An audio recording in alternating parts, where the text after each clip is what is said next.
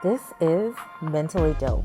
Join us, Charmaine and Jasmine, two Black licensed therapists, as we build a bridge between mental health and Black culture.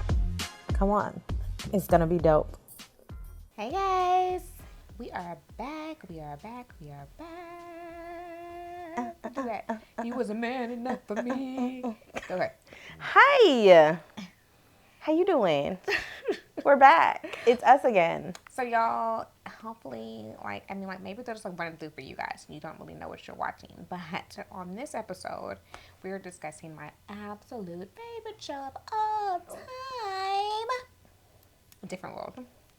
And this actually happens to be, I think, my favorite episode of A Different World. Really? Yes. Interesting. Probably because I love Tupac.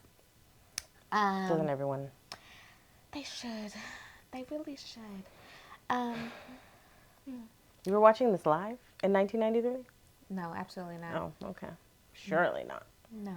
I was like, I don't know, like 5 or something. I have no idea. So anywho, A Different World. Amazing show. Best show in the world to me. What is this episode about? What have we been talking about here? We're going into the last season of the Yeah, show. the very end. Woo! Season 6, episode 21. Y'all remember back when episode 21, my shows now get 9 shows and we done for the season. Yeah, 10 is generous. It's not even that. 8, 7. 21, and that was not even the end of the season. I think the end of the season had 24 or 25. But anywho, yeah. So on this particular episode, this is when they got the visit from the one and only Tupac Amir Shakur. Tupac comes on the show, and his character is playing Lena's ex-boyfriend. Lena is Jada Pickett's character. And he's playing Lena's ex-boyfriend, and her friends are coming to visit her. Her 2 best friends are coming to visit her. She does not know that they're bringing him with her.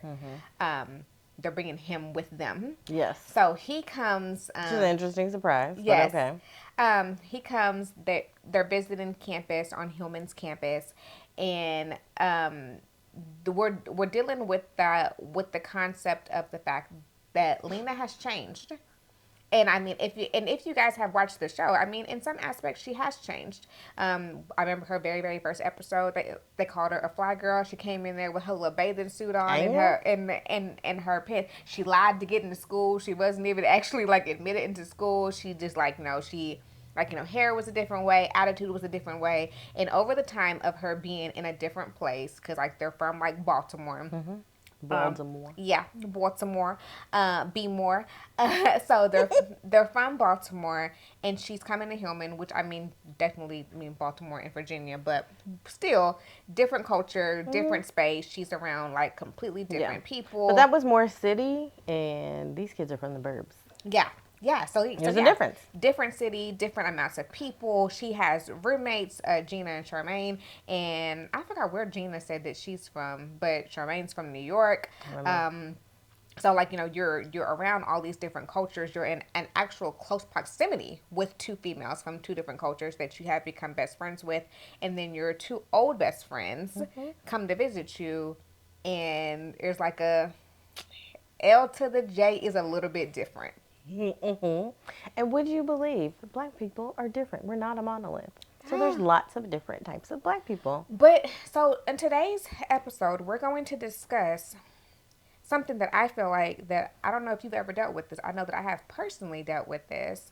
What happens when you change and the changes within yourself personally affect, offend, or make you different from the people that you used to hang around. And then we see in this particular episode, which happens to a lot of us, this has also happened to me personally, and I don't know about you, but when the people who did not change with you suddenly have a problem with the person that you became, even if there's not anything wrong.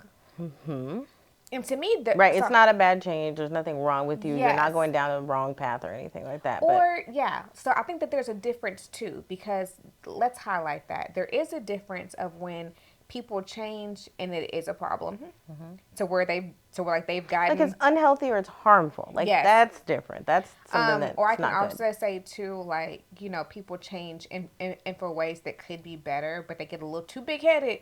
Like the ego gets in there, and like they're suddenly like they're really acting like something's wrong with them, or I'm too good. Versus people who literally they do make changes for the better, but it just bothers you because you aren't a part of that change, or you have not changed with them, Or their change, you're insecure about the way that they've changed, and it feels like their change says something about you. Yes. Which honestly and truthfully to me, a lot of times that's what it is. That people's changes reflect insecurities within yourself. Absolutely. Which I think that's what her friend struggles with, Yolanda. She struggles. Well, she comes in, and I don't know, it's part of it of like you haven't seen your friend for a long time, and part of it's like, I know her, I know how she's going to act. I know if I do this, she's going to do this, and kind of having that reliability. But then when we get in there and seeing that, like, oh, some things have shifted, and that's not necessarily a bad thing, but she takes it and digests it in a way of like, but you're also saying something about me. No, 100%. You've changed, and that says something about me, and I got a problem with it. Yeah, because I mean, like for one, like I said, if you've like watched the show a little bit and you see like the transition a little bit, she even dressed different.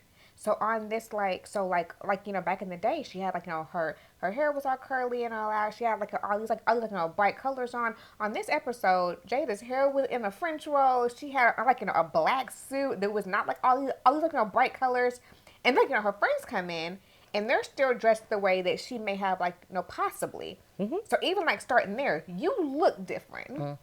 What is this outfit? And I think that like one of the hard things too is that what we see is that I don't know why we do this.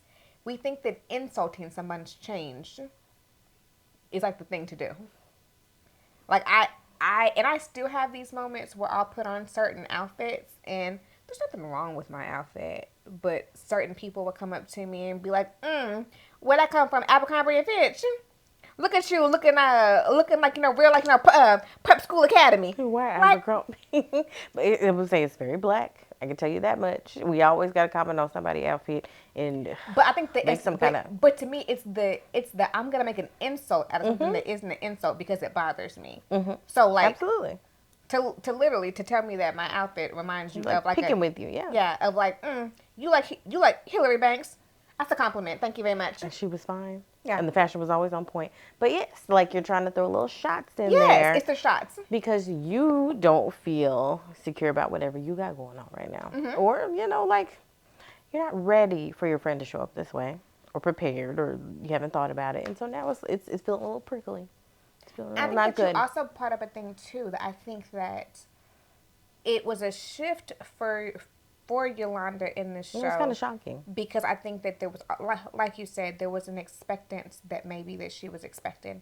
Like even for, so like in the, when they first go back to Lena's dorm, they're sitting in the lobby of the area, and Yolanda comes in and she like you know puts her feet up on the coffee table, and like Kim and Whitley walk past, and they're Which like, is not necessarily like bad or wrong. It's just like not a part of the culture at that school.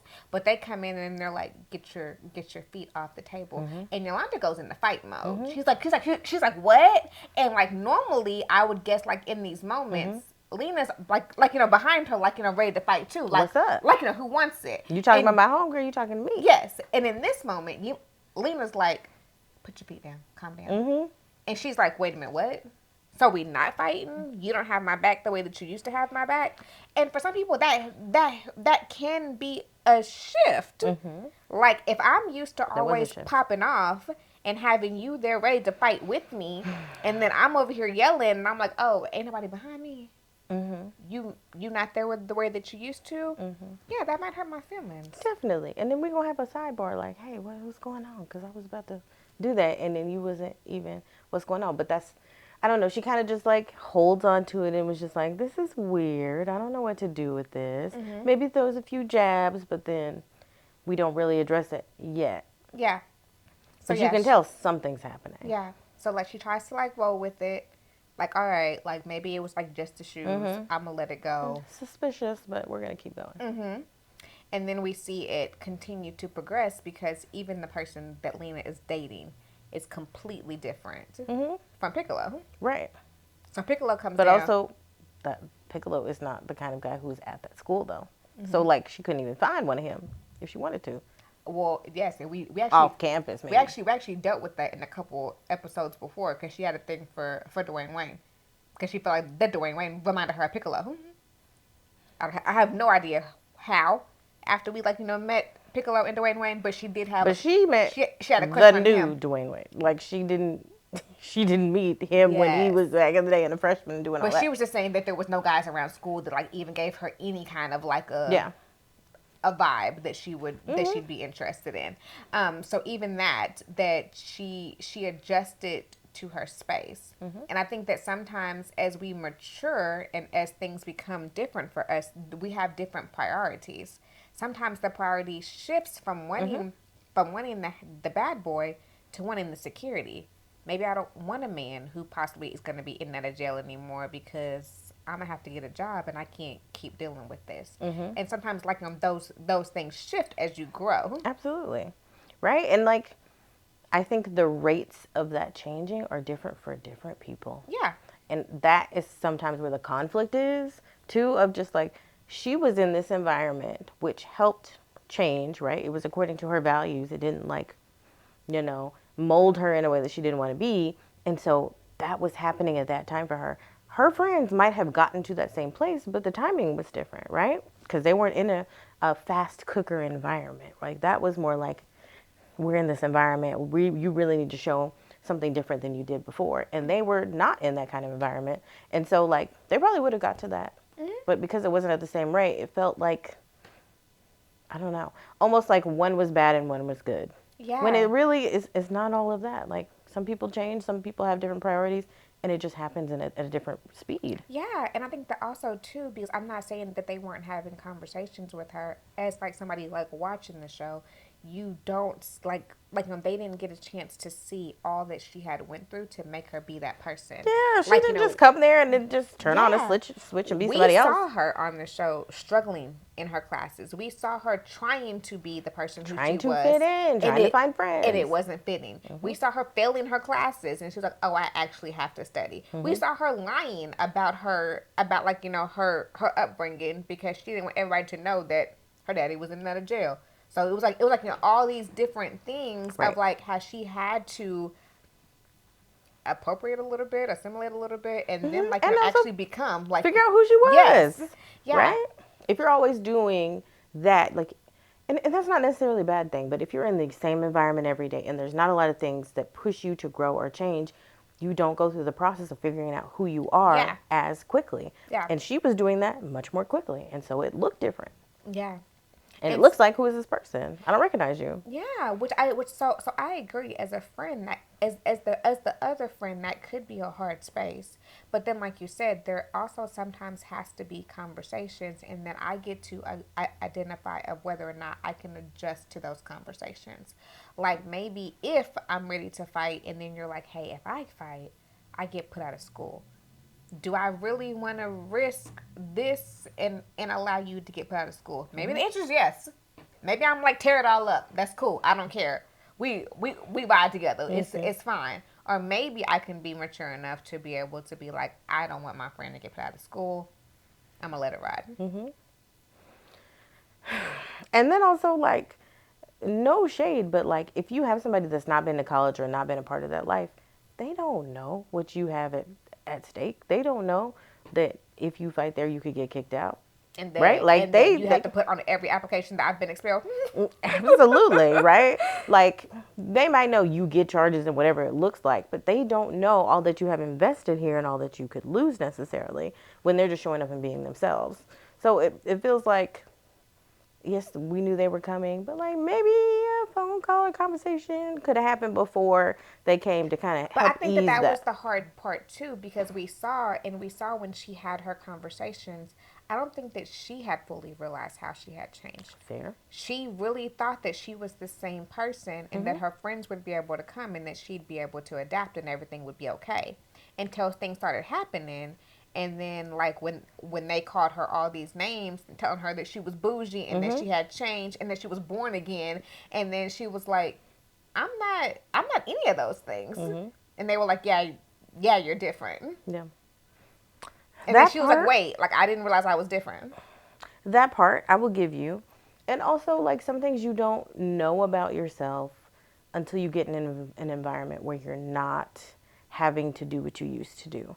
So, like, some things, I don't remember, we just talked about this, though, in a video, that, like, some things are seen as personality when they're actually trauma, right? And then, so you go to a different environment that's more safe, and then the stuff that you had that were born out of trauma gets to, like, fall away a little bit, and you're like, ooh, maybe this is really who I am. Maybe this is actually not a personality trait. Like, that's not ever who I wanted to be. This is just a way that I had to be. Good point, Grasshopper. And so it's like, it feels like change to other people, especially other people who had similar trauma to you, when it actually is, I'm more me than I was before. Like, that really wasn't even me. And now that I'm here, I could figure that out. Yeah. And then we see another interesting topic, though, when we look at her boyfriend, who was pretty secure. Oh, the current boyfriend. Okay. Yeah, the current boyfriend. I was thinking Piccolo. Once you with Pac, you always with Pac. But we see that Dorian. Yeah, Dorian. That Dorian was pretty Which secure. is rude. You came with Piccolo and Dorian. Okay. Stop. You know what they was trying to do. But Dorian was pretty secure in himself. He had been. He was the son of the preacher. He was diehard on the fact that he was celibate until he was getting married. And he stood on that for like his entire time being there. And Bumper was cute. He's always cute. Yes, he is. But he like stood on that. He was like secure in himself to the fact that he had all the other girls at schools claiming to be virgins just to get with him. He had Gina making him little Jerry Curl Jesus just to get in his space. But then Piccolo pops up, and the insecurity pops up for him. He sees this person on the girl that he likes, and he's like, oh wait. Maybe I should be more like that. Maybe. Or like, what am I going to have to do to keep somebody like her? Like, I don't really have that kind of experience. Yeah. So now someone else, we see someone else, and now we're insecure of like, ooh, maybe I don't really have it. Ooh. Yeah. And then, it pop off a little bit. They had a little fight, a little something. Fight, because I really feel like, I mean, like, if y'all like watch this scene, because like even when I was watching it, I feel like that Dorian got one hit in and Piccolo went in. I was like, wait a minute. But you also need to know your strengths and weaknesses. Ain't no way you a church boy that probably ain't got into no fights. Been to fight this hood dude. How many fights has he been in? You need to do your research before you decide to pop off and punch somebody in the face. Neither here nor there. Yeah. But everybody there's growth for everybody. But I think so. So like when we're talking about, because hopefully in this time, like we're talking about like making changes within ourselves, and I see a lot of people. I've even had a lot of clients who come to me and they're saying things where like I don't want people to look at me and be like, oh, he or she is different, or oh, he or she has changed, or oh, he or she's acting like they're too good for us.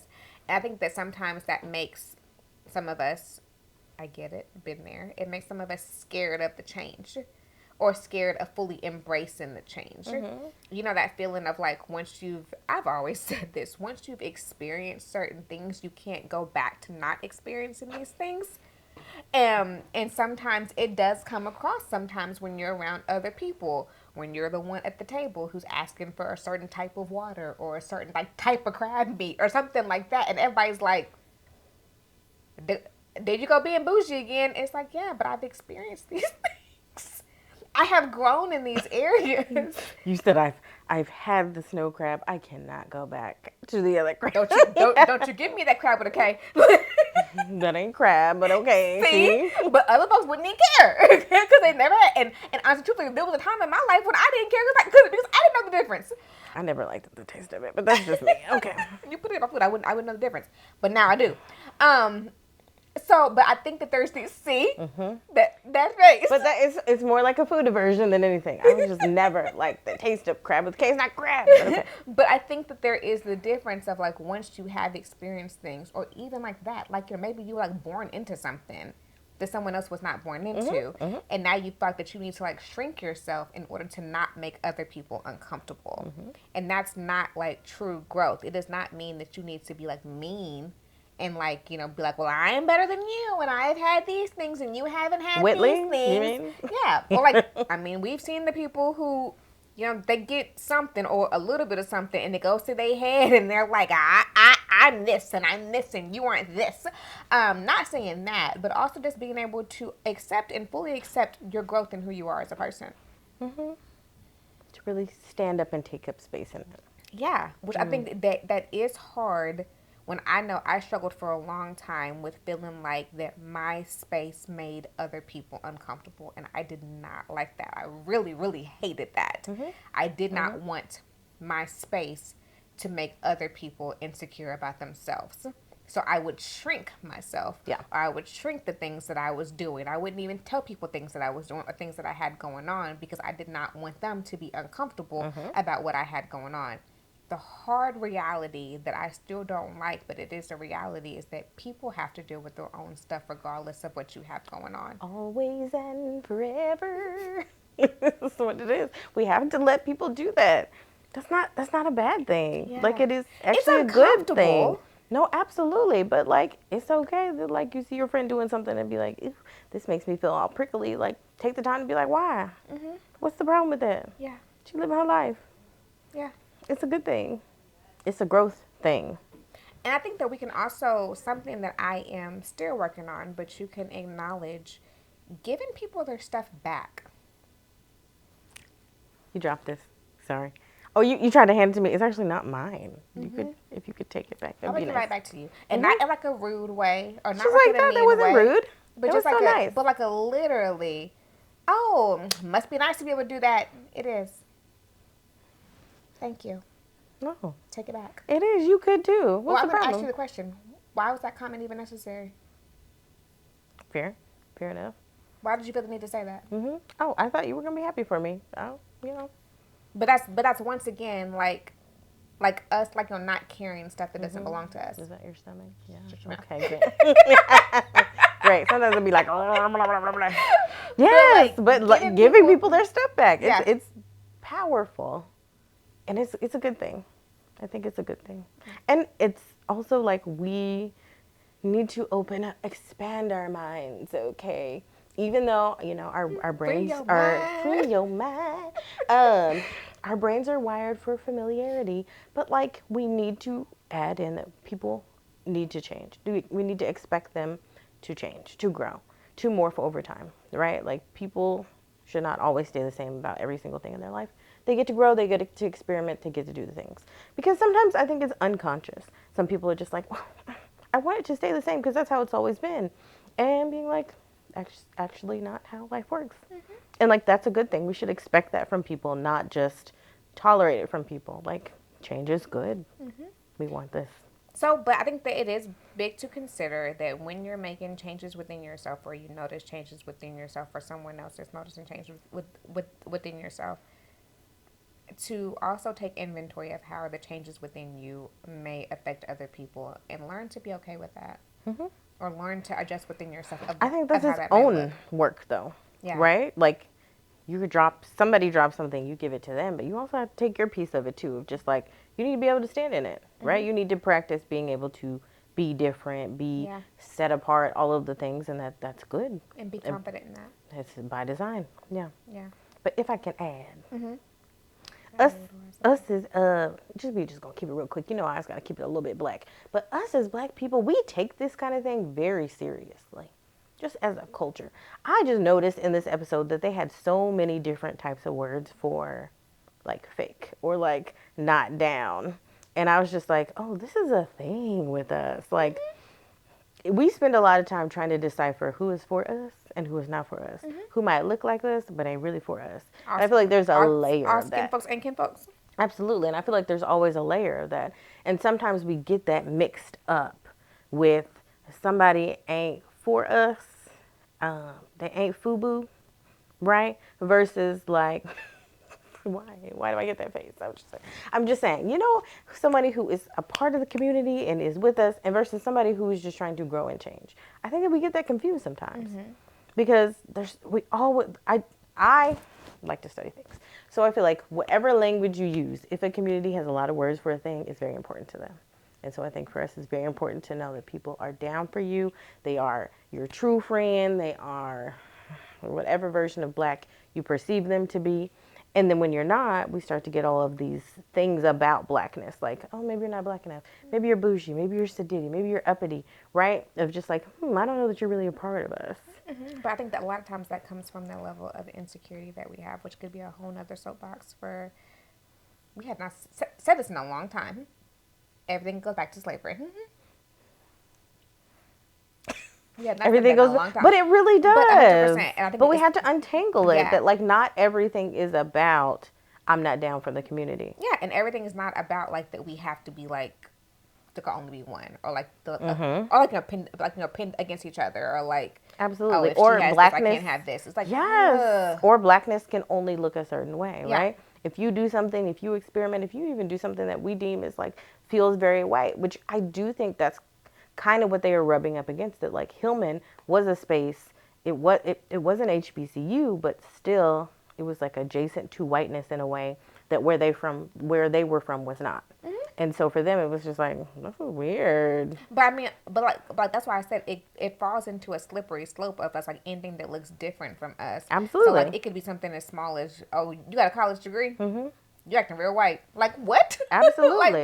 but yeah, that slippery slope of like anything that feels unfamiliar. That's really what it is. Yeah, that's not us. That's not what we do. And I think that sometimes, and I'm not saying we don't need to be. You feel me? Feel what I'm feeling? You need to peep out who is for you and who is not for you. And we cannot, at the same time, don't need to police every single part of what that looks like. Yeah.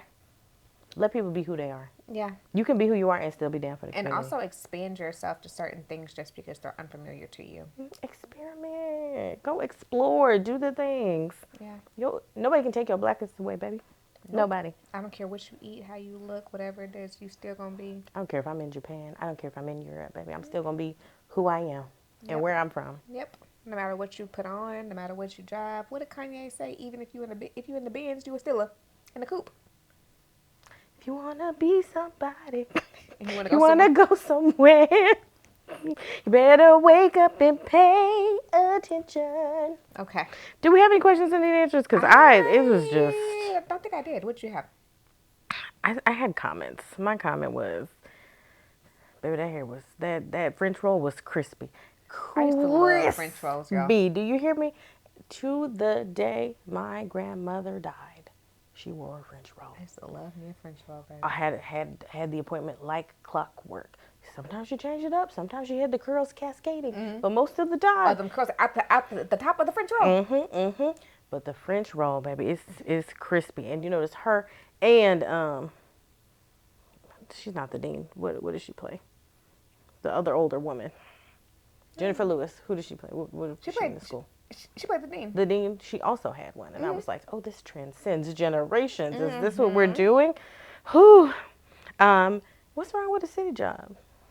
Ain't nothing wrong with a city job. What's wrong with a city job? I think you can go to college and work at a city job too.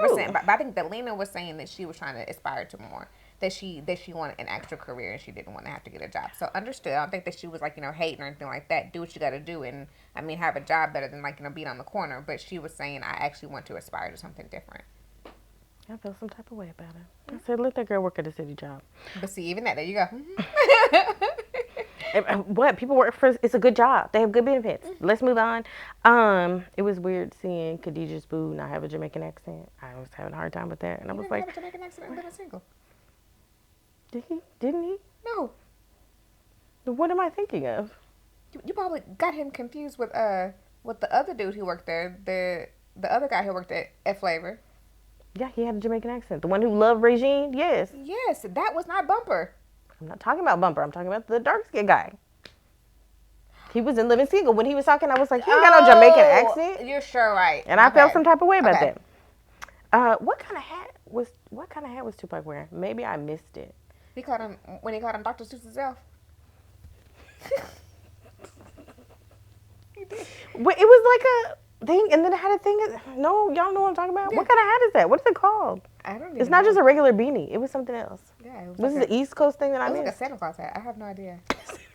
Okay, I just need quick. Can somebody help me? What's that kind of hat called? I just need help. Yeah, I'm not from the East Coast. I don't know nothing about the East. But I was like, is this a West Coast thing? Is it an East Coast thing? I don't know. Those are my only questions. I think it was a two-part thing. Okay, maybe so. Okay. That's my random. Do you guys love a different world the way that I love a different world? I don't know. How do you guys feel about making changes in yourself? Does it bring up those iffy feelings within you, and how things be rolling? Are you new you? A new year, new you? Or are you something else? Let us know. Y'all, stay mentally dope out there. Bye.